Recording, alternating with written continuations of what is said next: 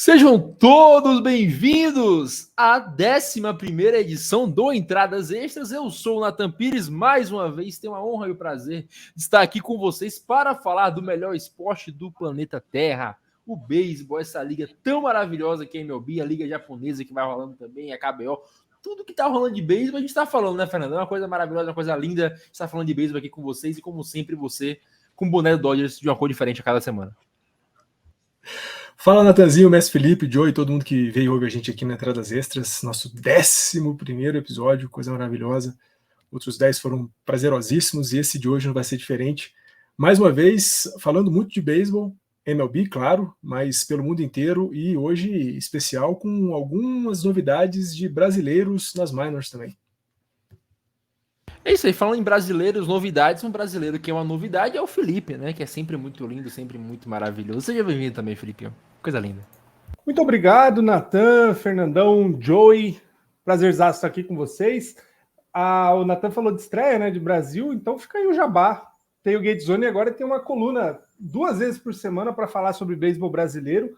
Você que não faz ideia do que acontece aqui no Brasil e com brasileiros no beisebol, acompanhe toda terça e sábado, se eu não me engano, enfim, 2 vezes por semana, lá no Tailgate Zone, nas redes sociais, você pode conferir um pouquinho. Nessa primeira de apresentação, a gente só falou de luzes e sonhos, né, Fernandão? Mas logo a gente traz mais informação concreta, começando inclusive no podcast de hoje. É isso aí, a gente tem que atrair as pessoas que nós gostamos com as coisas que elas merecem. Então, para atrair o João para esse podcast, eu vou pegar aqui um petisco de gato. Miau, miau, João. Seja bem-vindo, meu lindo. Boa noite, Nathan. Primeira vez que ele me recebe como se eu fosse uma pessoa, porque geralmente ele me trata como se eu fosse um animal de rua. Boa noite, Fernandão. Boa noite, Felipe. Como eu dizia antes da gente começar, eu tenho medo de 3 coisas na vida: de micro-ondas, de gás de cozinha e do que o Bengals vai fazer hoje na escolha 28. Tirando isso, uma boa noite a todos. Vamos falar de beisebol. É isso aí, vamos fechar aqui. A gente volta já. Não, vamos fechar não. Tem que falar nas redes sociais. Olha só. Olha, já ia mandar no chat agora. Né? Olha, lembrando aqui, ó, para você que tá vendo por vídeo, tá na tela. Para você que tá só escutando, @entradas extras lá no Twitter, Tailgate Zone no Facebook e @Tailgate Zone no Instagram. E também tem o site www.tailgatezone.com.br. Agora sim eu fecho e volto na parte alta. Hey, take me out to the ball game. Take me out with the crowd. Chegando no primeiro bloco, antes de mais nada, antes de começar, temos que fazer aquele nosso ritual semanal, né, Felipe? De falar que estaremos no PAN. Estaremos em Santiago, cobrindo o beisebol, cobrindo tudo que estará de maravilhoso naquele PAN. E fica sempre o aviso, o convite para nos ajudar a participar desse sonho, que é de todos nós, está aí embaixo. Apoia-se/TZ no PAN 2023. Dá uma conferida, ajuda a gente lá. O sonho é de todo mundo, a gente tem que fazer acontecer, a gente vai fazer acontecer. A maior cobertura da história do beisebol brasileiro, na história do Pan-Americano, eu digo sem medo, Felipe de errar. Toda semana eu falo isso. Sim, e você que está ouvindo a gente, contribua como você puder, né? A gente tem essa meta aí, um valor considerável, óbvio, um baita investimento em algo que a gente acredita muito, que é o impacto do esporte na vida das pessoas, né? E a gente conversou aqui já em outras ocasiões o quanto nós entendemos que uma conquista, né, um bom desempenho do Brasil em qualquer modalidade pode, de fato, mudar o cenário de um esporte praticado aqui. Então, o beisebol está numa posição muito privilegiada nesse momento. A gente já falou também, né? O beisebol hoje não concorre a nada em termos de classificação para Jogos Olímpicos, mas é uma das maiores chances que a gente tem de popularizar o esporte. Em um momento que tem tanto jogador brasileiro em várias ligas profissionais do mundo, e o Brasil tem chances concretas aí de ganhar medalha. Então, o time está treinando aí já faz bastante tempo, né? Mais de um mês praticamente, e vai treinar até outubro, que é quando a equipe embarca para os Jogos Pan-Americanos. Um grupo bem conciso, com bastante jogador das equipes aqui do Brasil, de ligas asiáticas, de ligas dos Estados Unidos, da Europa, enfim, tem gente bem experiente, com bastante rodagem aí no esporte. contribua com a gente da forma como você puder. Se você não puder ajudar financeiramente, compartilhe os conteúdos que a gente tem produzido, compartilhe nossa campanha. Vai que chega em alguém que olha para a gente e fala, cara, que ideia legal, vou apoiar. É isso que a gente precisa, é com isso que a gente conta, Natan. E Fernandão, numa época tão difícil para se ser jornalista, né? Uma profissão que está sendo massacrada nos últimos tempos, a gente tem que lembrar que é tudo independente aqui, a gente não está veiculado a nenhuma grande empresa, nenhuma grande veículo de comunicação. Fazemos tudo por nós mesmos e a participação de quem quer que seja, quem quer nos ajudar, será sempre muito bem-vinda e aproveitada. Sem dúvida, reforçando sempre aí que o mestre Felipe falou, você também já disse, Natanzinho, e que a gente tem mostrado aí semana após semana, tanto aqui no Entradas Extras quanto lá no Zonecast, fundamental o apoio de quem acredita que o esporte, como o Felipe disse, é um veículo, uma ferramenta de mudança na vida das pessoas. Se não do ponto de vista financeiro, econômico, ou das pessoas praticantes se tornarem grandes estrelas do esporte, mas uma maneira da pessoa construir uma dignidade, construir uma maturidade, uma mentalidade vencedora na vida, é fazendo esporte. Então, apoie o Tailgate Zone, apoie aqui a nossa campanha, o apoia.c/TZNopan 2023. Como o Felipe disse, se você agora não pode ajudar financeiramente, não tem problema. Divulgue nossas histórias, divulgue nosso trabalho. O Felipe falou que essa semana o Tailgate Zone estreou uma nova coluna cobrindo o beisebol brasileiro na sua maior amplitude, não só o beisebol brasileiro que acontece aqui no Brasil, mas tudo que acontece com brasileiros ao redor do mundo.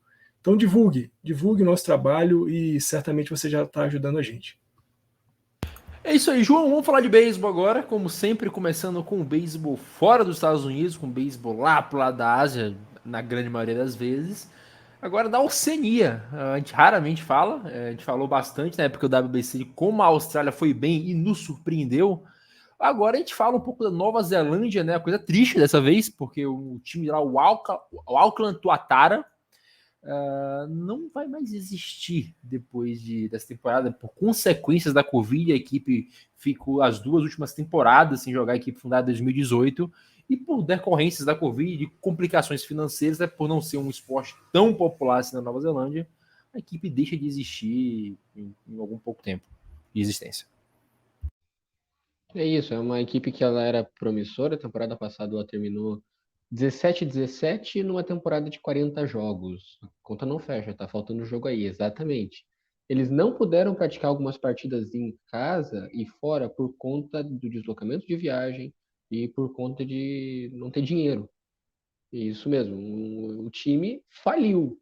Veio a declarar falência, avisaram que vão usar o resto do dinheiro para pagar o pessoal, pagar o resto do que precisa pagar, e vai encerrar as funções de beisebol da empresa Tuatara, porque ela também tem o seu ramo no basquete, tem o seu ramo no rugby, que são todos completamente independentes. Perdão. Pode dar prosseguimento, Fernando, já que você tinha algo para falar sobre o Tuatara. Não, é triste, né, Natanzinho? A gente viu, né? A gente passou por tantos problemas na Covid do ponto de vista da saúde, né? E infelizmente, muitas mortes no Brasil, no mundo inteiro. E a gente viu o quanto que o esporte foi impactado pela Covid. E agora, esportes em países onde eles não são tão desenvolvidos acabam também padecendo. E o beisebol, né, no Tuatara, que é uma equipe da Nova Zelândia, que atuava na Liga Australiana de Beisebol, infelizmente vai acabar. O mestre Felipe até lembrando, né, passou para a gente essa notícia do Tuatara, ele lembrou que o Oscar Nakaoshi e o Chang, 2 jogadores, o brasileiro Nakaoshi e o Chang, que agora joga no Boston Red Sox, atuaram pelo Auckland Tuatara. Então a gente, como o Joey estava falando, né, é uma equipe tradicional, não do ponto de vista do tempo que ela existia, mas do projeto que o time vinha desenvolvendo, mas infelizmente a Covid ainda, se não afeta do ponto de vista da saúde orgânica, física, a saúde financeira, ainda assim o baque é grande. Você ia terminar de falar alguma coisa, João, que você se derrubou? Problemas técnicos. Só que o time ele era promissor, temporada que ainda tinha beisebol em 2019, o time foi 19-21, foi até os playoffs, não acabou ganhando. É um time que, do ponto de vista o que acontece dentro do campo, estava tendo algum sucesso. E, infelizmente, por consequência das consequências econômicas, sociais, acabou fechando. Não vai mais disputar a Liga Australiana mesmo, ficando na Nova Zelândia. E é isso, o beisebol da Nova Zelândia perde esse impulso. Né? O beisebol da Nova Zelândia, da Austrália, são países que são muito famosos pelo irmão mais velho, entre aspas, do beisebol, que é o cricket, e é uma oportunidade das crianças que estavam lá, que porventura não conseguiam ir bem no cricket, ou queriam uma chance de jogar no continente americano, a gente tinha essa porta de entrada. E isso pode ser um pequeno pontapé ou uma espinha de um problema maior do beisebol da Austrália, mas pode ser um passo que vai deixar mais complicado do beisebol se expandir para essa parte da Ásia e Oceania e, por consequência, de dificultar o processo da interglobalização ainda maior do beisebol, principalmente para o continente da Oceania. É isso aí, continuando ali pro lado de lá do mundo, agora um pouco mais para cima, indo para a Ásia, Felipe, a gente tem o Eric Feed, que era arremessador lá no Washington Nationals. Ele jogou 5 temporadas, se eu não me engano, no Nationals, se eu não estiver errado, 5 ou 4. É um cara que nunca teve grandes números assim na MLB, né? Ele tinha o ERA ali acima dos 5, 4 em algumas temporadas. Fez como alguns jogadores fazem, foi tentar a sorte na KBO e começa muito bem, obrigado lá, né? São 5 jogos já, um ERA abaixo de 1, um IP cravado em 1 também, então vai jogando muito bem. São 31 entradas, 37 strikeouts, o cara tá conseguindo fazer seu nome lá, e alguns jogadores conseguem até voltar depois para a MLB com sucesso, depois de recuperar talvez até a autoestima e a confiança no seu jogo. Aconteceu com o Darren Ruff, né, que foi para lá para a Coreia, voltou para o Giants, voltou jogando muito bem, foi uma peça importante em 2021, foi um dos melhores rebatedores contra canhotos naquele ano, e agora está no Giants, voltou agora, então pode ser uma forma dele voltar, pode ser uma forma que ele fique lá mantendo o sucesso, não sabemos, mas fato é que está indo muito bem nesse começo de carreira lá na Ásia. Tem muito jogador, né, que passa por esse processo, né? A gente fala do que possivelmente vai acontecer com o Trevor Bauer, né? A ideia é usar a liga japonesa aí como um estágio melhor do que as ligas menores, né? Lembrando que as ligas asiáticas elas são bem mais competitivas do que todo o sistema dos Estados Unidos, né? Que tem um viés de formação, então perder jogo tudo bem, porque o importante é desenvolver o atleta. Geralmente em ligas profissionais como as ligas da América Latina e da Ásia, realmente é competitivo, né? O Eric Feed, óbvio, não ganha um grande salário. A Coreia tem uma política de máximo de equivalente a $1 milhão para jogadores no primeiro ano, né? Estrangeiros que estão no primeiro ano da liga. Então, é realmente uma passagem, né? Esse é o grande problema, aliás, das ligas asiáticas. Não se compara, não tem como bater de frente com o salário que é pago nos Estados Unidos.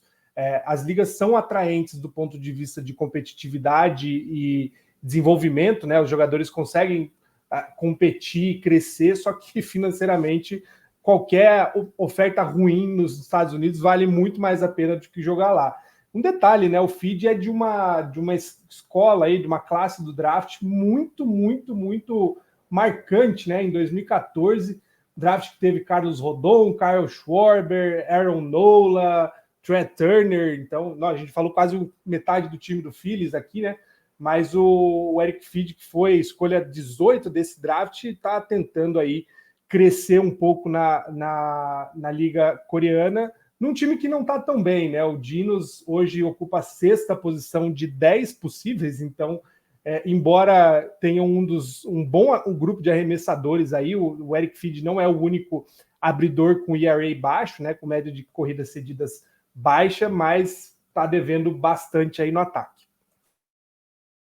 Fernandão, vamos falar agora do que é o ponto principal desse nosso primeiro bloco aqui, da nossa parte alta do Entradas Extras, que são os brasileiros que estão na MLB, os brasileiros que estão ali nas ligas menores tentando alcançar o seu lugar ao sol lá nos Estados Unidos e brilhar nas ligas maiores. A gente pode falar dos principais aqui logo do começo, que é indiscutivelmente, no momento, o principal jogador brasileiro, vencendo o Rafael Hashi, que está na single way do Jays. O cara abriu 3 jogos, vem fazendo um ano fabuloso, 15 entradas arremessadas e apenas uma corrida cedida. Em compensação, a gente tem o Gabriel Barbosa, que tá nas minors do Colorado Rockies, que já não tá tão bem. São 11,1 entradas e 13 corridas cedidas, um home run, um average contra ele de quase .400. A gente tem um muito bem, um muito mal, mas a nossa esperança é que ambos, né, o Hashi continue bem e que o Gabriel consiga, por sua vez, seguir um caminho parecido com o que o Hashi vem fazendo. Sem dúvida, Natanzinho, né? A gente está falando de jogadores que ainda estão em estágios bastante iniciais do processo de formação, né? O Gabriel Barbosa no Fresno Grizzlies, que é o single A do Colorado, o Rafael Hashi no Dunedin Blue Jays, que também é single A do Toronto Blue Jays. São jogadores que ainda estão no processo inicial de formação, né? O Mestre Felipe lembrou aqui bastante, né? Quando ele estava falando da competitividade do beisebol asiático, que são ligas profissionais, onde tem gente interessada em ganhar, em ser campeão, enquanto você tem as minors, o sistema de minors, que se preocupa, claro, tem um pouco ali de vontade de ganhar, de sucesso, de competitividade, mas o foco principal é o desenvolvimento dos jogadores. A gente está falando de 2 jogadores especificamente que estão bem no começo do processo de desenvolvimento, mas é sempre muito bom, né? Você falou aí do Rafael Hashi, com 15 entradas e só uma corrida cedida, mas ainda mais interessante do que esse pouco volume de corridas cedidas, pouquíssimo volume de corridas cedidas, é o batting average against dele, né? A média de rebatidas contra ele, que é só de 18,8%, ele que tem 10 strikeouts. Então, é muito legal ver um jogador brasileiro, um jovem brasileiro se desenvolvendo e, pelo menos no começo desse 2023, se desenvolvendo muito bem. A gente sabe que ainda tem um longo caminho, né, para a gente poder pensar em ver o Hashi arremessando na MLB, mas é claro, se a gente projetar uma possibilidade de que ele continue se desenvolvendo nesse mesmo passo que ele está fazendo agora, sem dúvida alguma, daqui 4, 5 anos a gente tem muita chance de ver o Hashi. E o Gabriel Barbosa é aquilo, é o processo de formação. Você vai tomar umas pancadas aqui hoje, vai fazer os ajustes necessários, vai fazer a mudança de mecânica que for preciso fazer, vai tentar encontrar um arremesso em que você possa basear mais o seu jogo, e assim que vai se dar até que o cara consiga encontrar o seu caminho de desenvolvimento fixo e perene, e aí a gente vai ter, importante ver esses caras, se não atuando na MLB, a gente aqui tem chamado a atenção sempre, né? E o WBC foi talvez a grande vitrine para que a gente pudesse reforçar ainda mais essa ideia. É claro que a MLB é a liga mais desenvolvida, onde a gente pode encontrar talvez os melhores jogadores, os caras que mais recebem, os times que mais pagam. A gente viu Japão com jogadores maravilhosos no WBC, tanto atuando na NPB, mas também atuando no beisebol americano. A gente viu Venezuela jogando muito bem, México jogando muito bem. Então, o beisebol existe no mundo inteiro, né? O beisebol é um esporte globalizado, precisa de desenvolvimento em alguns lugares de maneira mais coerente, mais forte, mais afirmativa, mas sem dúvida nenhuma, a gente tem a oportunidade de jogar em todos os cantos do mundo, e é o nosso papel aqui no Entradas Extras, falar, claro, esses jovens que estão se desenvolvendo nas minors da MLB, mas a gente tem muitos brasileiros atuando pelo mundo inteiro, beisebol asiático, beisebol europeu, beisebol aqui das ligas latinas. Então a ideia é tentar transformar um pouco essa nossa visão de que só existe beisebol na MLB. Não, existe beisebol em todo lugar do mundo, e dá para ser um jogador de sucesso e importante onde quer que você jogue. É isso aí, a gente viu no WBC realmente que existe beisebol em tudo quanto é lugar do mundo. Meu computador resolveu travar.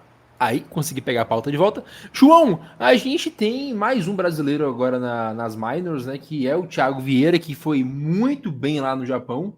Fez uma temporada excelente, conseguiu voltar lá para o Milwaukee Brewers. Fez uma participação ok ali no Spring Training. Esperávamos talvez ver o Thiago na MLB. O complicado para ele é que o Milwaukee Brewers é um time de ponta, é um time com excelentes arremessadores, isso talvez aumente a competitividade, mas invariavelmente a gente deve ver o Thiago chegando ali na MLB para fazer um jogo ou outro, porque principalmente os caras se machucam. Se o Thiago conseguir manter o trabalho dele na AAA, eventualmente ele vai chegar na MLB uma hora. Ele estava no training camp ali, naquele limbo entre MLB e AAA, agora foi mandado de vez para AAA e vai conseguir desenvolver lá os jogos e pegar o ritmo de jogo para voltar à MLB. E o Thiago, desse que a gente falou, ele voltou agora para as minors, mas para os nossos ouvintes que não sabem, ele já esteve na MLB. Em 2010 ele foi escolhido como free agent internacional pelo Seattle Mariners em 2010. Em 2017 ele atuou por uma entrada pelo Seattle Mariners, passou 7 anos nas minors, aprendendo. Desde lá ele já tinha um braço muito forte, que foi o que fez ele ter o grande sucesso que ele teve no Japão, de ter o arremesso mais rápido da história do Japão, 103 milhas por hora. Depois ele foi para o Chicago White Sox, 2018, 2019. Chegou a atuar em alguns jogos, sempre vindo do bullpen, e teve as inconsistências que todo arremessador que está começando vai ter. E depois disso ele foi para o Yomiuri Giants e o resto é história. Todo mundo sabe da qualidade dele. O problema, ele assinou agora com o Milwaukee Brewers, fez o Spring Training lá, fez uma entrada aqui, outra ali, arremessou bem. O problema, entre aspas, é justamente que o Brewers ele é conhecido por ser uma fábrica de arremessadores. O termo mais preciso é cheating lab, mas a gente vai deixar isso baixo. E, como foi dito, a competição dele vai ser contra caras como Devin Williams, então é bem complicado que ele vá jogar no primeiro momento, mas mais para frente é bem provável que a gente veja o Thiago Vieira, até porque da AAA para a MLB fazer dois jogos voltar é 2 palitos, principalmente para um cara que já é provado da qualidade como o Thiago Vieira, que consegue fazer 1-2 entradas bem sólidas, e o Milwaukee Brewers foi muito esperto em conseguir ver essa qualidade no Thiago e já puxar ele. Ele estava cotado para jogar com a seleção brasileira no WBC, infelizmente não acabou acontecendo, mas é um jogador que ainda vai contribuir muito, e é uma questão de tempo até a gente ver ele em um jogo aqui, outro ali, e metendo strikeout a rodo, porque ele é um cara que é muito bom. Isso aí, o outro brasileiro que não falamos, né, Felipe? Pra gente fechar aqui, o Eric Pardinho, que também não foi bem, mas jogou apenas um jogo. Ele jogou um jogo, cedeu 6 corridas, mas para além disso tudo, a gente vê que são poucos jogos para todos, até para o Rasco também, a amostragem é pequena. A gente precisa de mais tempo para falar. Futuramente a gente volta aqui e traz uma atualização mais aprofundada do que vem acontecendo com esses brasileiros também nas minors. As minors começaram um pouco depois da MLB, né? Então a temporada já é um pouquinho mais curta, como de costume, começou um pouco mais tarde. Os jogadores que abriram jogos só tiveram, acho que 2, 3 oportunidades, né? Então realmente é pouca amostragem, mas ainda assim, né? Esses 4 nomes que a gente falou, o Thiago Vieira, óbvio, com mais experiência do que os outros, porque já teve passagens, é um cara que bate 100 milhas por hora com certa frequência. E, enfim, como a gente já falou também, está num grupo, numa franquia que forma muito bem arremessadores. O Gabriel Barbosa, ele jogou o World Baseball Classic, né? Quem acompanhou lembra que ele foi o abridor do Brasil no torneio, e ele é considerado o melhor controle de todo o sistema do Colorado Rockies, né? Então, são acho que 22, 24 bases cedidas, né, por walk em 130 e poucas entradas, desde 2019, que é quando ele começou. Claro, tem um processo de formação, os degraus, nunca sei, enfim, são altos mesmo, né? Quando você pula da liga de calouros, né, dos rookies para o single A, já é um baita salto, então às vezes a adaptação realmente demora. Ainda assim, ele está muito bem cotado. O Pardinho tem aí seus problemas, né? Está recuperando de lesão e cirurgia, né? Não jogou ano passado o clássico, porque o seguro não liberou, e também porque ele tinha acabado de operar, né? Fez a Tommy John, ainda não se encontrou muito bem, tem uma parte psicológica também, né? O Pardinho ainda precisa desenvolver melhor a cobertura que ele dá para algumas jogadas defensivas, é o grande ponto de atenção dele, mas tanto ele quanto o Hashi figuram entre os 30 principais prospectos do Toronto Blue Jays, né? Então, muito bem cotados os 3 nomes aí que a gente tem, Barbosa, Ohashi e Pardinho, fora os outros 7 aí que a gente não mencionou, porque não estão de fato nas ligas menores, né? Ainda são ligas de calouros, vamos dizer. Rapidamente os nomes: Pedro da Costa na franquia do Mariners, Sullivan Ribeiro e Gabriel Gomes, aliás, e o Matheus Leles no Oakland Athletics, o Kim Omosako no Dodgers, Sam Omosako, irmão dele, também na franquia do Toronto Blue Jays, Emmanuel Madeira, que recentemente assinou com o Chicago Cubs, vindo do interior de São Paulo, e o Gabriel Gomes do queridíssimo Cincinnati Reds, do João. Então a gente tem alguns nomes aí, pelo menos 11 nomes hoje atuando no sistema do beisebol dos Estados Unidos. Óbvio, é uma baita caminhada, a gente fala várias vezes, né, como às vezes no Japão, na Coreia, os jogadores acabam tendo mais chance. Nos Estados Unidos a competição é bem dura mesmo. Às vezes a gente viu, né, essa semana um exemplo de jogador que ficou 13 anos, se eu não me engano, nas categorias de base do Pittsburgh Pirates, e ontem foi a primeira atuação dele na Major League Baseball, né? Às vezes o cara passa a vida profissional inteira dele aguardando essa chance, e para alguns talvez nunca chegue, né? Mas é bom ver esses brasileiros crescendo. Eu tenho uma expectativa aí que o Thiago ainda esse ano apareça, né? Porque ele, de todo o grupo do AAA do Milwaukee Brewers, Nashville Sounds, ele é um dos, se não o mais experiente em rodagem e em idade também, né? Ele está com 29 anos, então tem chance grande de primeira oportunidade que surgir aí, ele já conseguiu galgar esse espaço no grupo de arremessadores reservas do Milwaukee Brewers. É isso aí, vamos fechar aqui a parte alta e a gente volta com a parte baixa, como sempre, para falar de fato da Major League Baseball.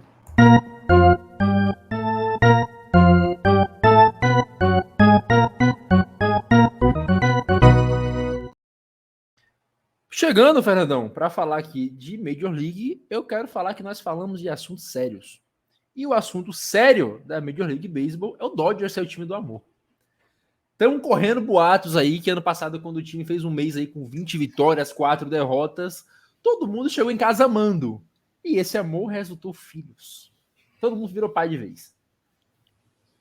Ô Natanzinho, não bastasse, né, a alegria pelo bom momento que o time vivia no mês de julho da temporada passada, ainda aconteceu a coincidência da folga do All-Star Game, né? Aí o pessoal aproveitou para deixar tudo em pratos limpos, e agora os Dodgers, essa semana, vivem a ausência do Max Muncy, Brusdar Graterol, Ivan Phillips, o próprio Mookie Betts também já passou um tempinho de fora também, por conta de ter frequentado ali a licença paternidade da MLB. Meses antes, a gente teve Austin Barnes e Will Smith, e até jogadores que eram dos Dodgers, mas agora estão atuando por outros times, também cumpriram o seu papel de papai, e Cody Bellinger também passou ali pela lista de papais da MLB, atuando agora pelo Chicago Cubs. Brincadeiras à parte, acho que é legal, né, a gente ver que mesmo em uma liga, em esportes tão competitivos, em times tão competitivos, os caras não deixam de cumprir eu digo os caras donos de franquias, né? Não deixam de cumprir o seu papel de bom empregador e liberar os caras para curtirem aí os primeiros dias dos seus filhos, também contribuir para dar uma folga para as mães ali no processo de criação. Mas, falando sério, fizeram muita falta para os Dodgers, viu? Nessa semana agora, principalmente essa série contra o Pittsburgh Pirates, vou te falar, aguentar 6 caras no lineup rebatendo para baixo de 20% não foi fácil não, mas é isso, felicidade para as famílias, para os pais, para as mães, para as crianças. Vamos em frente, porque os Dodgers precisam de muitos torcedores e esses meninos vão ser o futuro dos Dodgers. Eu fico imaginando, João, não sei se vocês já viram aquele filme A Balada de Buster Scruggs, tá o Fernandão lá reclamando, todo mundo rebatendo abaixo dos 20%, aí olha pro lado, tá o João com a corda no pescoço e fala, primeira vez? É experiência Cincinnati Reds, é isso aí. Mas agora, continuando, vamos falar agora de beisebol de fato. Brian Reynolds, que agora eu vou ficar triste, assinou um contrato gigantesco lá com o Pirates, né? 100 milhões, 6 anos, se eu não me engano. E o Brian Reynolds, que era dos Giants. Ele veio do high school direto para os Giants e foi trocado pelo Andrew McCutchen, em 2016, que não jogou nada nos Giants. Ninguém lembra que o Andrew McCutcheon jogou nos Giants. Agora, não satisfeitos em estarem com o Brian Reynolds, eles estão com o Andrew McCutcheon também. Eles estão ganhando tudo que podem ganhar. É um absurdo. Eu tô me sentindo um torcedor do Reds, de fato. Mas é o maior contrato, João, de um jogador que sai, de um outfielder que saiu direto do high school para MLB. Então, o Brian Reynolds, esse contrato garante a vida já, né? 100 milhões. E o Pirates consegue um bom contrato, porque talvez ele valeria mais. Eu acredito, porque o cara ele é um all-star consolidado, é um cara que consegue rebater 30% no ano e 25 home runs. Então ele é um excelente jogador, um excelente outfielder que cumpre essa função e um contrato muito justo para os Pirates, bom inclusive, e o Brian Reynolds talvez conseguisse um contrato maior. Conseguiria, ele está sendo bastante cotado no Yankees no início da temporada, até teve papo de trocar ele pelo Yason Domingues, umas conversas assim, que na minha opinião seria erradas, né? Era o pacote Yason Domingues e mais 2 arremessadores para o Pirates. Claro, se ficar longe do Brian Reynolds na divisão do Red seria ótimo, mas isso é assunto para outra história. O Pirates que consegue dar um tiro muito acertado. Estava se falando que tinham oferecido... O contrato anterior que tinham oferecido para ele era uma caixa de bombom garoto e 2 balafine. E agora ofereceram um contrato de verdade para ele, com tempo de duração justo pelo valor. E é um jogador que vai ser a pedra fundamental dessa nova eterna reconstrução do Pittsburgh Pirates. Mas é um time que, enfim, começa a dar sinais de que pode ir para algum lugar. Como eu disse há uns 2 dias, agora a gente começa a levar o Pittsburgh Pirates um pouco mais a sério, em vista das tantas decisões erradas que a franquia tomou ao longo dos vários e vários anos. Esse ano ainda vai ter a primeira escolha geral do draft da MLB, então pode ser, eles deram o maior contrato para um outfielder da história, outfielder que veio direto do college para a MLB, e pode ser que esse ano, na primeira escolha geral, eles escolham um outfielder do college, que é o Dylan Cruz do LSU. Mas sobre o Pittsburgh Pirates, a gente pode comentar que é um time que o time vem empilhando corridas, o corpo de arremessadores vem conseguindo ser bastante sólido, é o time com mais quality starts na liga. Um quality start é quando um arremessador consegue ir até a 6ª entrada, cedendo 3 corridas ou menos. Por isso que a gente diz que se um arremessador tem um ERA de 3 para menos, ele é bom porque ele estaria tendo quality starts em média. E o time vem conseguindo isso. Era o grande ponto de preocupação do time no início da temporada, era justamente ter o Rich Hill como um dos melhores arremessadores. Rich Hill, que há 5 temporadas é o arremessador mais velho da liga e está com 43 anos. Quando ele começou na liga, muitos dos jogadores do time ainda usavam fraldas, pra gente ter uma ideia.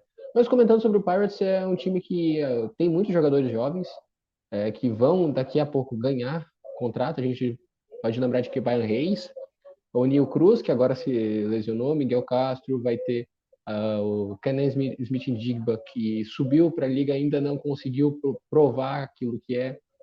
Tem o Jack Swinsky, que fez alguns excelentes jogos, claro, poucos, mas mostrou que tem talento para rebater.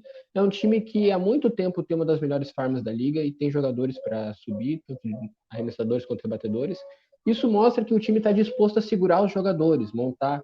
Então, esse passo de manter o Brian Reynolds diz muito mais quanto ao futuro do time, que está realmente se localizando no espaço-tempo e, enfim, se tornando uma franquia de beisebol, não uma máquina assassina de desagradar os torcedores, que a maioria dos times da divisão central da Liga Nacional são.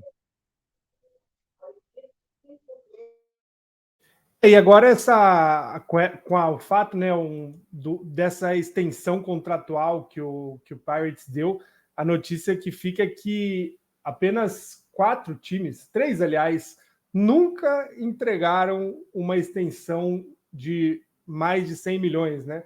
Oakland Athletics, que não é surpresa para ninguém, Kansas City Royals e o Chicago White Sox, que inclusive esse ano, acho que, se não me engano, né, essa free agency deu o maior contrato da história para o Andrew Benintendi, né? Então, realmente, essa ousadia aí que a gente vê, talvez não seja necessariamente uma ousadia, né? A gente reclama muito dos donos não quererem abrir a carteira.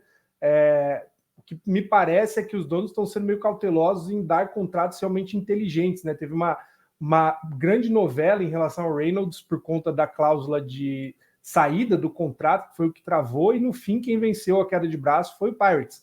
O Reynolds sai com 6 times, né? Podendo bloquear a troca, mas não tem saída, não tem o opt-out, né? A cláusula de saída do contrato.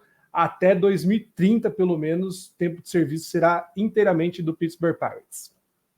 E, Fernandão, eu tenho uma dificuldade imensa de falar Brian Reynolds, que eu sempre vou falar Ryan Reynolds. Aí fica um negócio assim na minha cabeça. E é engraçado, né? A gente vê o Pirates agora, que o próximo assunto já é esse, já vou emendar tudo aqui um no outro. A gente vê que o Pirates começa a dar indícios que quer competir. Talvez esse desempenho até agora seja o beisebol de abril, o famoso beisebol de abril. Mas como falou o João, existem jogadores talentosos lá em Pittsburgh. Você tem o catcher que foi draftado na frente de Jack Leiter, que eu esqueci o nome agora, foi pela escolha do draft uns anos atrás, que tá jogando bem nas minors.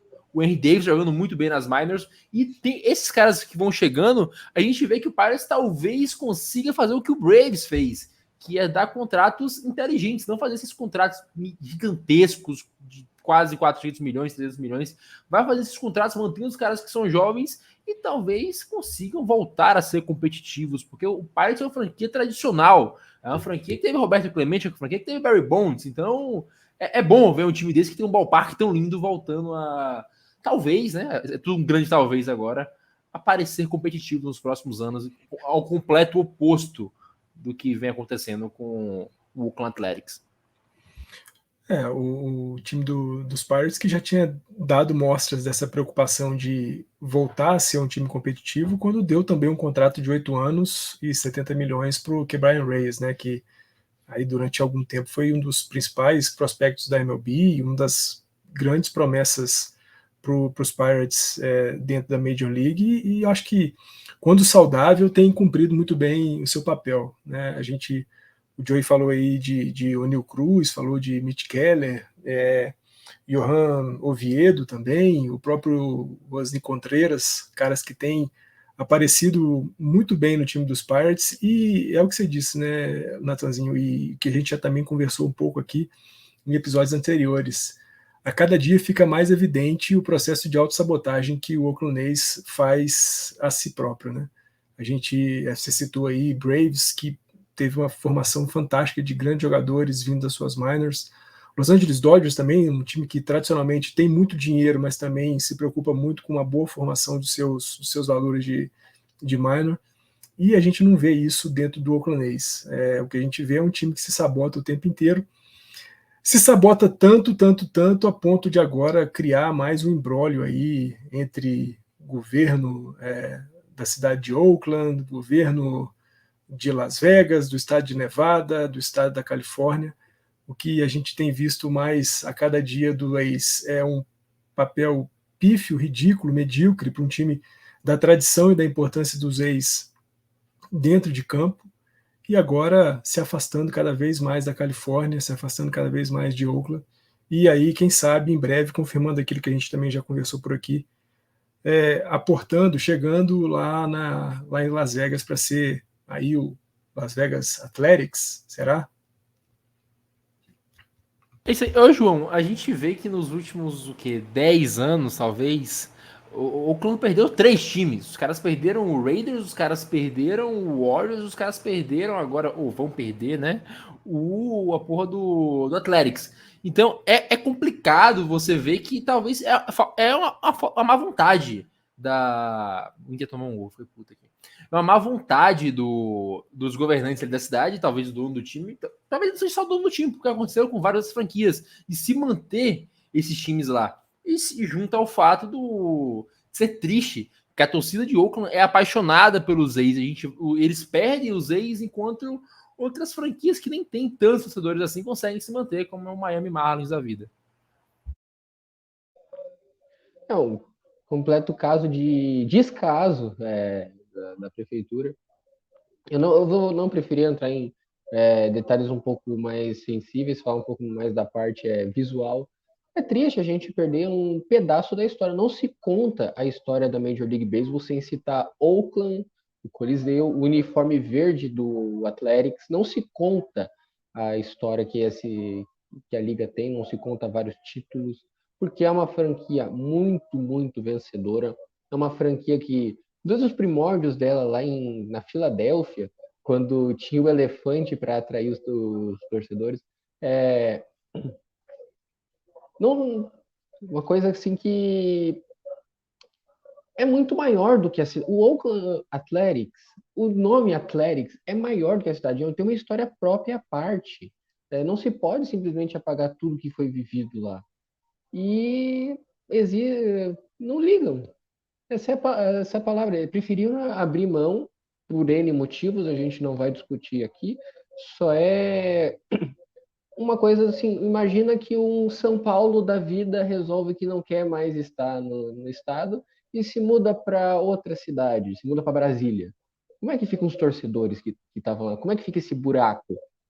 É uma coisa que é lastimável, a gente não consegue fazer um parâmetro direito, porque nem o São Paulo é do tamanho do Oakland Athletics, nem dá para comparar Oakland, Las Vegas com Brasília.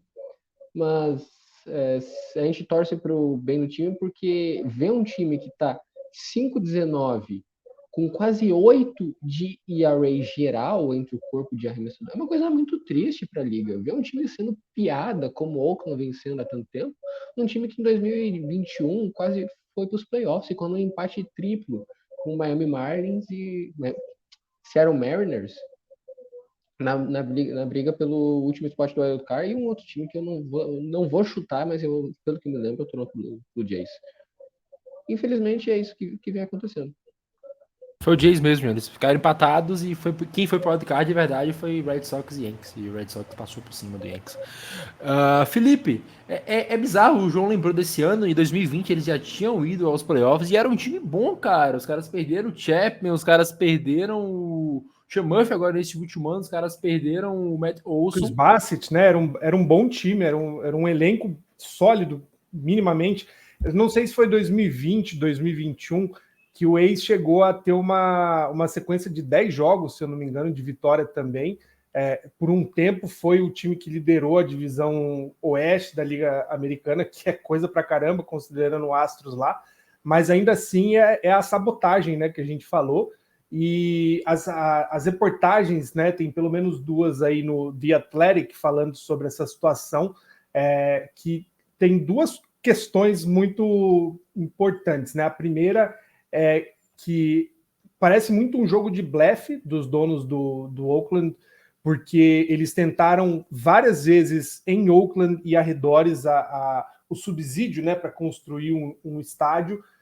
Óbvio, a ideia é que o poder público financie, não é tão simples assim. Hoje em dia existe nos Estados Unidos existem alguns estudos falando sobre como não é nada vantajoso para quem paga impostos financiar esses estádios, porque os estudos pelo menos mostram que não é nem vantajoso às vezes para o comércio no entorno, o gasto que, né, o equilíbrio entre o gasto que a cidade tem para o retorno que o esporte, o estádio necessariamente dá, mas também esse dono acabou com qualquer confiança que a torcida tinha, qualquer vínculo que o torcedor tinha com a equipe em Oakland, pela forma como os torcedores foram tratados, né?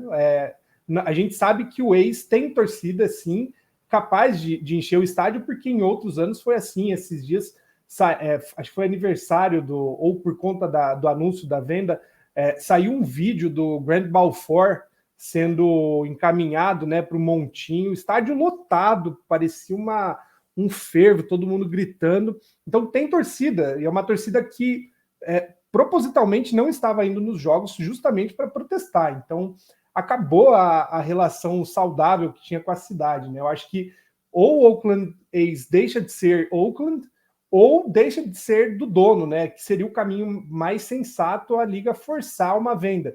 Só que aí entra Rob Manfred, né? Que tem, enfim, dá suporte à ideia do time sair. Se não desse, talvez essa situação nunca tivesse chegado a esse ponto, né? Fernando bem lembrou, tem toda uma questão financeira grande aí, interesse da liga ou do executivo da liga para que essa mudança aconteça. Vamos ver onde vai dar essa novela, né?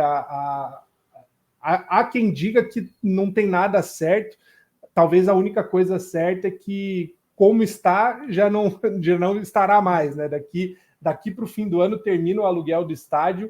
A certeza que pelo menos a gente tem é que, da forma como o Oakland A's existe hoje, na cidade onde está e com o contexto que tem, acabou. É isso aí, parando de falar de coisa ruim, time ruim, vou falar de coisa boa, Fernandão. Zach Gallen, o cara tá voando, um dos melhores pitchers da liga no momento, talvez o melhor, a gente pode abrir essa discussão depois. Tem o Cole na briga aí também. Mas o Gallen está a 28 entradas sem ceder uma corrida. É absurdo o que ele vem fazendo. A gente comentava antes de entrar no ar como as bolas dele parecem imprevisíveis. Vez ou outra eu acho que a bola é uma curveball, ela é uma bola rápida, ou vice-versa. O Vini Pasquantino, ele deu uma entrevista depois do jogo contra, que foi D-backs e Royals. Ele falou, cara, parece um jogo de xadrez. Ele sabe exatamente onde posicionar as bolas o tempo inteiro. E ele é um excelente jogador de xadrez, porque ele faz isso com maestria, ele faz aquele jogo mental muito bem, sabe, né? O beisebol é um jogo mental. E o Zach Gallen vai comer na mente do arremessador, comer na mente com os arremessos perfeitos, acertando a zona, variando, bolas que se parecem entre si, no final tomam trajetórias totalmente diferentes, o cara vai dominando os adversários até agora, é um grande achado aí pro Arizona Diamondbacks. Zach Gallen, que parece ser um cara que gosta dessa coisa de sequências de entradas sem ceder corridas, né? Em 2022 ele já teve uma sequência ainda maior do que essa de 2023, né? 44,1 entradas sem ceder corrida alguma. Essa se configurou aí como a 7ª maior sequência de entradas sem ceder corrida da história da MLB. É a maior sequência sem ceder corridas da história do Arizona Diamondbacks, que não é uma história assim tão longa, mas é o Zach Gallen já se colocando aí como um dos maiores arremessadores da franquia. E 2023 ele começa já com essas 28, né? Exceto pelos 2 primeiros jogos da temporada em que ele ainda estava ali esquentando as coisas, né? Estudando o tabuleiro onde ele ia mover suas peças. Depois disso, depois do jogo contra San Diego, foi contra San Diego, o primeiro jogo dele foi contra os Dodgers, o segundo jogo contra San Diego, dali em diante nada mais de corridas cedidas, 28 entradas aí arremessadas contra San Diego, contra Milwaukee, contra Miami, San Diego novamente, e essa série agora contra Kansas City Royals. Zach Gallen, que se coloca mais uma vez como um dos belos e grandes arremessadores da MLB na atualidade, e por que não, é claro, muito cedo ainda, embora falar isso para o Zach Gallen não sirva muito, porque o beisebol de abril para o Zach Gallen não vale, porque ele é de fato esse bom arremessador que ele está se consolidando cada dia mais na MLB. Por que não pensar num Cy Young para ele? Tem jogo, tem caixa para isso. E foi minha aposta, né, para Cy Young. Ô João, a gente pega aqui pitchers com jogos consecutivos com mais de 6 entradas arremessadas, mais de 11 strikeouts e nenhuma corrida cedida e nenhum walk. Quem são esses pitchers? Cy Young, Nolan Ryan, Clayton Kershaw e Zach Gallen. A companhia não tá de bom tamanho pra você? Um cara simplesmente dá nome pro prêmio, o outro é o maior cavalo que a gente já viu na liga, e o outro é um futuro Hall da Fama 100% dos votos. Zach Gallen vem. Olha, eu acho que é com certeza o melhor arremessador que esse time tem desde a fundação do time, o arremessador destro que essa franquia tem desde a fundação, por causa que o Randy Johnson ganhou um título por lá.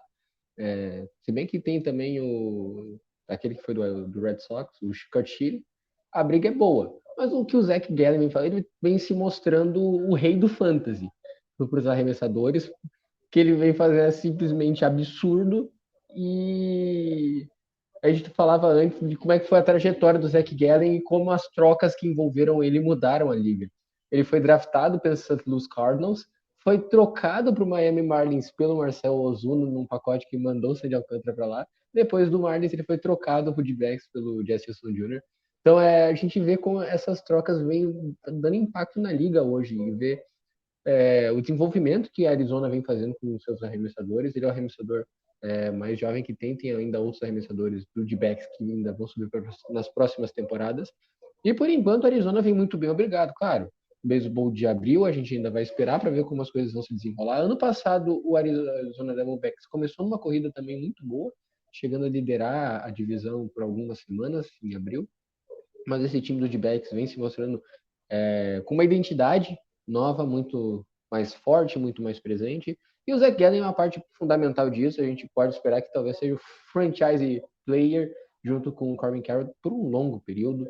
E se a gente fosse montar um ranking dos arremessadores nesse momento, com certeza Zach Gallen vai ter que estar muito, muito bem ranqueado. A gente só não vai fazer agora porque o tempo, infelizmente, não está ajudando.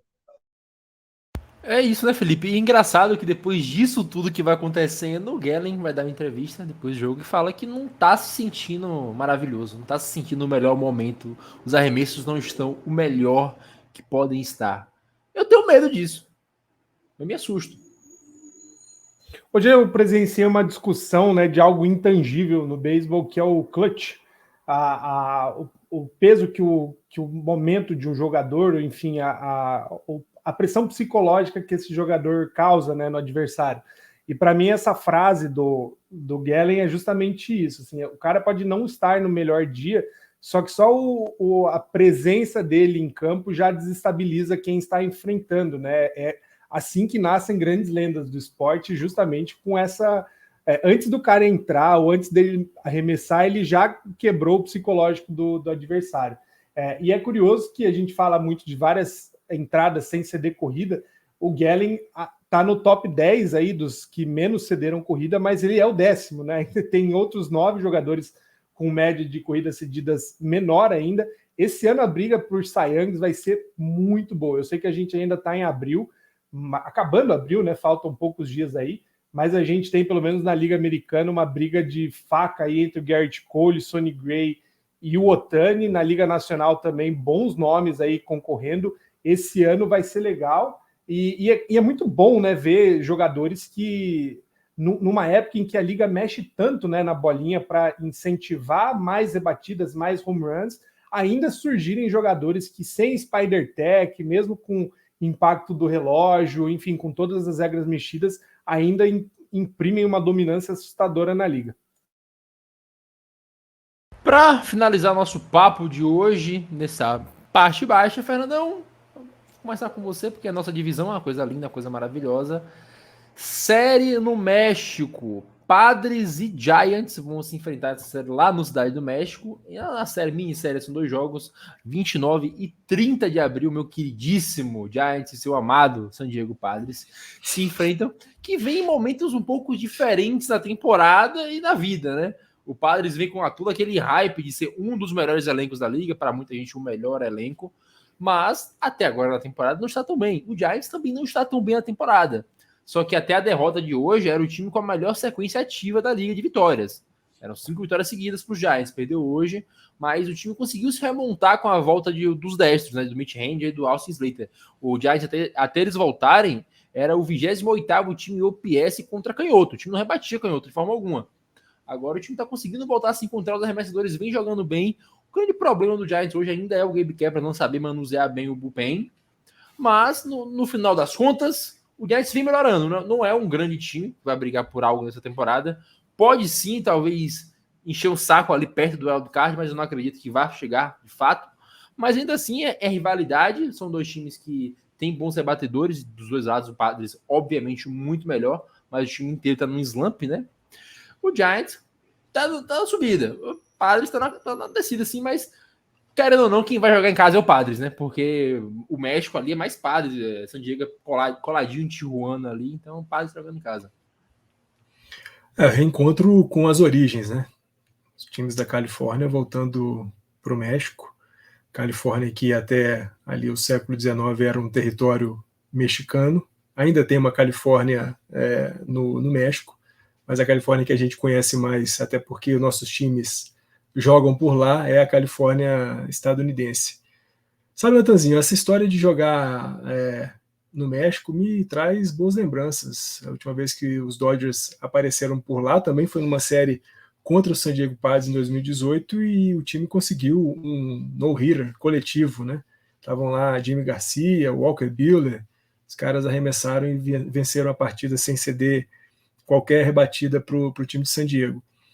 A gente está falando muito aqui, né, Natanzinho, de beisebol de abril, e esse beisebol de abril que traz surpresas positivas e negativas, né? Times bons jogando mal, times não tão bons jogando muito bem. Mas a gente já caminha para o fim desse beisebol de abril e talvez seja o momento, tanto para San Diego quanto para São Francisco, tentarem uma consolidação, claro, no que São Francisco tem feito até aqui na temporada. De novo, uma temporada surpreendente, como foi a temporada de 2021. E para San Diego, uma possibilidade de uma virada, né, de um ponto de virada na sua temporada até aqui, porque de fato é o melhor time da MLB, sem dúvida alguma. O elenco é incomparável, um ótimo elenco, mas até aqui as coisas não apareceram muito bem, não deram muito certo para San Diego. Quem sabe um retorno às origens, né, respirar um pouco do ar mexicano de fato, uns tacos aqui, uns burritos ali, uma belíssima tequila, não possa fazer os caras se animarem e voltar com tudo para os Estados Unidos e aí sim San Diego arrancar, ou quem sabe São Francisco se consolidar aí como um dos times que vão perseguir alguma coisa aí na divisão oeste da Liga Nacional. João, o que me preocupa é que tem muita moto no México, né? É complicado um negócio desse. O que é complicado também é que a gente tem visto a torcida do Padres cobrar bastante o Juan Soto, né? O Juan Soto, que desde que chegou no Padres não conseguiu desempenhar, tá abaixo da Mendoza Line, chega muito em base, é verdade. Ele chega mais de 35% das vezes em base. Mas não tá rebatendo, não tá sendo o Juan Soto que se espera que seja. E, inclusive, estão rolando boatos que o Padres deixe de lado a tentativa de pegar o Juan Soto para acender o contrato com ele para ir pro Ohtani. Só boatos até agora. O Juan Soto invariavelmente uma hora vai jogar bem, ele vai voltar a jogar bem, porque um cara que tá rebatendo abaixo da Mendoza Line e ainda está chegando em base acima da média, ele é sensacional, ele é um excelente jogador. Ele falta só voltar a rebater. Cara, primeiro semana boa dele, todo mundo esquece, a torcida do Padres que tá começando a ver beisebol agora, 95% dos torcedores vai logo pensando, meu Deus, esse cara é muito bom, renova com ele pelos próximos 15 anos. É assim o beisebol quando a torcida é muito jovem, a gente, felizmente, viu muita gente se achegando no beisebol, escolhendo Padres como a franquia escolhida, porque foi muito bem, porque tem grandes jogadores, tem Fernando Tatis Jr. Vamos ver se finalmente vai para frente, né? Mas você precisa cobrar o Juan Soto? Precisa. Falar que foi um erro, falar que o Washington Nationals venceu a troca porque pegou o C.J. Abrams e o Mackenzie Gore, aí já é um pouco demais. Pelo tudo que estão fazendo, mesmo que desistam do Soto para pegar o Ohtani, mesmo que desistam do Ohtani e continua com o Soto, não sei se o Soto continua, porque o cara continua jogando bem, não tá rebatendo, mas tá chegando em base, uma single e um walk, a bem dizer, não tem muita diferença entre os dois, se tu continua chegando em base, e continuar escutando a torcida chamando de superestimado, o cara não vai querer ficar. Então, ver como o time continua dando tiros no pé, mesmo fazendo as coisas certas, que é trazer bons jogadores. Enfim, cada vez mais o sonho do Padres de virar um time de verdade vai ficando mais longe. E Felipe, para a gente fechar aqui, a gente comenta desde a WBC, né, como é importante que a MLB tem tentado cada vez mais expandir o beisebol fora dos Estados Unidos. Esses jogos é uma tentativa, né? Claro, o México é ali do lado, mas já é um começo. O México é ali do lado, mas é a primeira vez na história que a cidade do México recebe uma série da Major League, né? Já tinha em outros lugares. Acho que Monterrey foi a cidade que geralmente né, que geralmente recebe esse tipo de evento. Esse evento especificamente era já para ter acontecido em 2020, a temporada que foi cancelada. O jogo seria entre Padres e Diamondbacks, lá na cidade do México. Não rolou por conta da pandemia. Jogaram para 2023, com o Giants fazendo o duelo. A curiosidade, e aí é o ponto de atenção que eu chamo, o jogo vai acontecer no estádio Alfredo Arelu, casa do Diablos Rojos, que é um dos times do México. Esse estádio fica dentro do circuito da Fórmula 1 do México, o Grande Prêmio do México. Então é um baita complexo esportivo, um estádio caríssimo, né, que foi inaugurado em 2019. E sim, é muito legal da Major League Baseball expandir um pouco as fronteiras, né? A gente fala muito de como é importante esse olhar para o beisebol internacional, porque o beisebol é sustentado basicamente por uma comunidade internacional. Enquanto os índices de audiência às vezes caem nos Estados Unidos, a gente vê o quanto eles crescem fora, porque praticamente todos os países em que tem beisebol, as ligas florescem, os estádios são novos, o interesse pelo esporte cresce muito. Então, a gente tem um estádio de ponta para receber uma série, né, embora sejam só 2 jogos, mas o interesse da Major League Baseball em ir para o México, ir para Londres, fazer o World Baseball Classic na Alemanha, expandir para o Panamá, a série do Caribe ano que vem para Miami, né? Então está tendo um movimento de intercâmbio aí dos países, que é o que sustenta o esporte a longo prazo, né?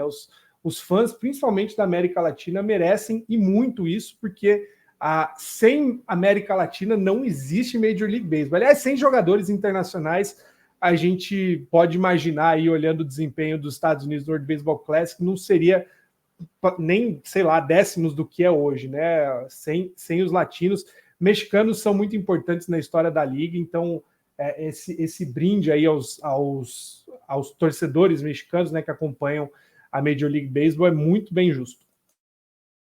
Só para finalizar aqui, Chamaneia contra Musgrove do primeiro jogo, no segundo, Alex Cobb contra o Darvish. Na teoria, o Padre tem a vantagem nos 2 duelos de arremessadores, ambos são melhores, mas o Alex Cobb tá melhor que o Darvish essa temporada, então vai ser um duelo interessante, a rivalidade, vamos ficar de olho, e se tudo der certo, o Giants amassa os 2 jogos. Vou fechar aqui e a gente volta para o walk-off.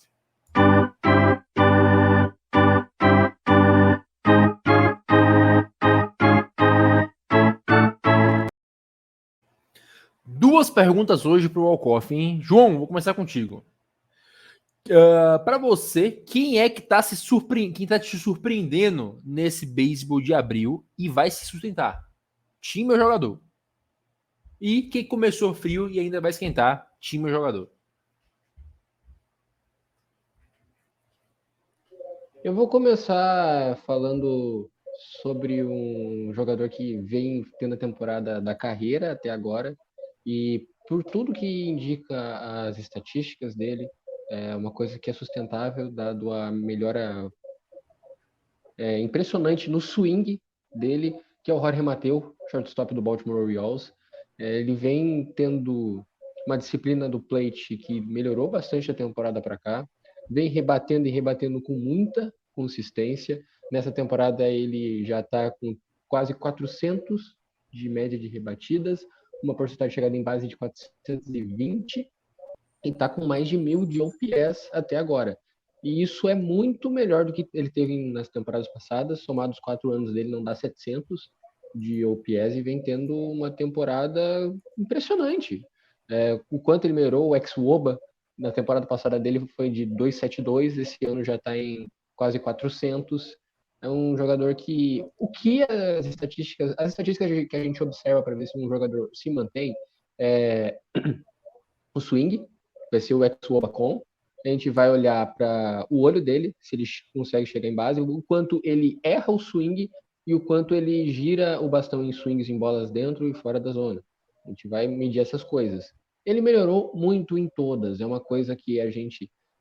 arremessos dão espaço amostral muito melhor, porque o cara vai ver 7, 8 arremessos por visita ao bastão. Então a gente tem uma amostral maior para isso. Então as estatísticas indicam que o Jorge Mateo vai se consolidar como um jogador sólido. E, claro, manter esse ritmo de abril é muito difícil. Não vai acontecer. Se isso acontecer, seria uma história que viraria filme. Mas é um jogador que vai ter a temporada da vida, provavelmente vai manter acima dos 800 de OPS e vai dominar esse infield do Baltimore Orioles, que é o que tudo indica, vai chegar na pós-temporada desse ano. A minha decepção, que não vai se manter assim, é o Manny Machado. O Manny Machado tá frio, muito frio. Se fala do Rua Sota, ele não tá rebatendo, não tá chegando em base. E o Manny Machado, como é que ele tá? Ano passado ele ficou em terceiro para MVP. Ficou só atrás do Nolan Arenado, até segundo? É verdade, segundo. ficou em segundo, só atrás do Paul Goldschmidt e praticamente empatado com o Nolan Arenado em todas as estatísticas possíveis. A maior diferença entre eles é que um tinha 30, o outro tinha 31 home runs. Nessa temporada ele tá com 225 A maior de média. diferença era que o Arenado tinha 1 ponto de WAR mais que o Manny. Defesa é superestimada na Major League Baseball. E o OPS dele tá abaixo de 600. Isso não é o Manny Machado que a gente conhece. Ele não tá frio, as estatísticas dele estão horrorosas, mas dado a qualidade que a gente sabe que o Manny Machado tem, nenhum jogador que termina em segundo para MVP vai ter 600 de OPS no ano seguinte. Manny Machado tá frio, mas ainda vai melhorar porque confia, porque ele já provou várias vezes que ele começa frio e ele volta. E é uma coisa que a gente não precisa se preocupar. Eu não vou puxar tanta estatística que nem eu puxei pro Jorge Mateus, mas o cara é bom, confia. Se ele não voltar, o Felipe ficará feliz pela memória de Justin Pedroia, né, Felipe? E aproveita e faça seus palpites. Essa polêmica aí eu já nem entro mais, porque tem muita gente que é muito fã de jogadores questionáveis, né, de caráter. Enfim, eu acho que times que vão surpreender ainda começaram frio, mas vão melhorar. Eu quero mencionar 2.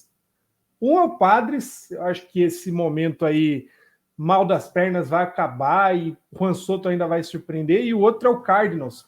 Eu sempre aposto no Cardinals porque a gente viu aí uns anos atrás as corridas aí de fim de temporada que garantem vaga nos playoffs para o Cardinals numa divisão que ainda não está assentada, né? Tem times fazendo festa, mas acho que o Cardinals, no fim das contas, acabará surpreendendo. E dos que vão se manter, eu vou queimar a língua aqui, né? Falei algo no começo, vou desfalar agora. Eu acho que o Rays vai ser o time da Liga Americana, da divisão leste da Liga Americana.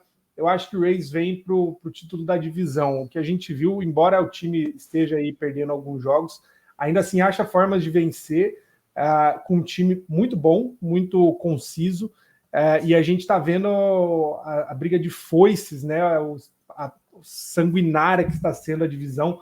Com poucos jogos aí, a gente já tem praticamente não, todos os times com pelo menos metade aí, né? .500 no recorde. A tendência é que isso siga assim até o fim do ano, mas eu acho que no fim das contas, Tampa Bay Rays vai fazer uma temporada, não sei se de ponta a ponta na liderança, mas estará nos playoffs com o título da divisão. Fernandão, meu querido, você? Natanzinho, a gente falou tanto de times da nossa divisão, né? Divisão Oeste da Liga Nacional, e eu vou me manter dentro da nossa divisão. Eu acho que, e aí vou concordar integralmente com o Joey e com o Mestre, né? O Joey, quando ele fala que o Manny Machado ainda vai esquentar, e o Mestre Felipe que San Diego não será esse San Diego que a gente tem visto, eu acho que é exatamente isso, né? San Diego a gente já falou e sabe, o time ele vai encontrar uma forma ainda de ser o time de San Diego que todo mundo espera que seja e vai acontecer. Um time que tem Manny Machado, que tem Fernando Tatis, tem Juan Soto, e o Darvish, Joey Musgrove não pode ser um time para ficar 13-14 com 48% de aproveitamento em 2023. A gente não vai ver isso de San Diego. É um time que está em baixa agora, está muito frio, mas vai esquentar logo, logo. E dos times que estão surpreendendo, e que para mim vai se manter como um time chato de se jogar contra, é o time do Arizona Diamondbacks. Acho que, por tudo que nós falamos aqui de Zach Gallen, mas também de Ryan Nelson, né, de Drew Jameson, de Andrew Chaffin, de Perdomo, Carroll, Alec Thomas, Josh Rojas, esses caras vão continuar incomodando muito, muito Ketel Marte na divisão Oeste. E preocupação para nós, viu, Natanzinho? Porque Dodgers e São Francisco vão ter que batalhar contra esse Arizona Diamondbacks, para quem sabe, uma vaguinha de wild card, porque como a gente aqui acredita muito que San Diego vai subir, logo o San Diego vai ser o ponteiro dessa nossa divisão aí. É engraçado, né, que agora o peso morto da divisão mesmo vai ser só os Rockies.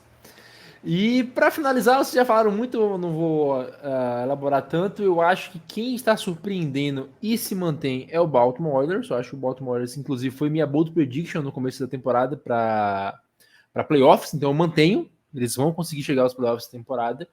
E que não está bem e vai melhorar é o Seattle Mariners. Está negativo agora, não está conseguindo encaixar a sequência de nada, mas esse time é talentoso e esse time eu acho que vai conseguir eventualmente melhorar. E o Tatis, né? O Tatis não voltou bem, mas tem que pegar os ritmos aí da liga e eventualmente também vai destruir, bater 40 home runs na temporada. E, João, é muito bom falar com você, é muito bom ter o prazer de fazer negócios com você, é muito bom ter o Blake Sabol no meu time, o homem pega ladrão em base, o homem rouba a base, o homem consegue walk, o homem rebate, o cara faz tudo no jogo, o cara nota corrida, bate o walk-off, muito obrigado, João, você negocia muito bem. É impressionante como você consegue, eu digo, São Francisco Giants, consegue draftar um catcher na 5ª escolha geral, dá para ele todo o tempo, todo o suporte para ele se desenvolver, ele passa 3 anos para substituir o Buster Posey e se prova um completo bust. Aí você acha o substituto por $700 mil, uma pick de Rule 5 do Cincinnati Reds.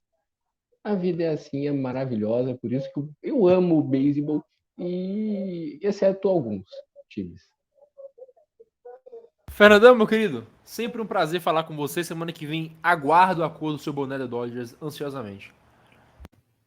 Natanzinho, mestre, Felipe, Joey, todo mundo que veio e ouve a gente aqui no Entrada das Vezes, sempre um prazer gigantesco, né? Passar essa hora e pouquinho aqui conversando de beisebol pelo mundo inteiro é muito bom, porque a gente sempre diz, né? Onde tiver uma bolinha de beisebol voando, lá nós estaremos. Um abraço para todos. Felipe, sempre um prazer, it's always a pleasure falar com você. Prazerzaço gravar com os meus queridos companheiros. E é isso aí. Como o Fernando falou, onde tem beisebol a gente vai atrás, principalmente de onde tem brasileiro no beisebol. Fique de olho aí nos próximos passos, tanto da nossa coluna, do nosso podcast, já em preparação para outubro e novembro, quando teremos o Campeonato Pan-Americano, os Jogos Pan-Americanos. É um compromisso nosso, até o fim do ano a gente vai monitorar tudo quanto é brasileiro que está pisando em um campo de beisebol neste mundo. Eu prometo, eu garanto. Até semana que vem.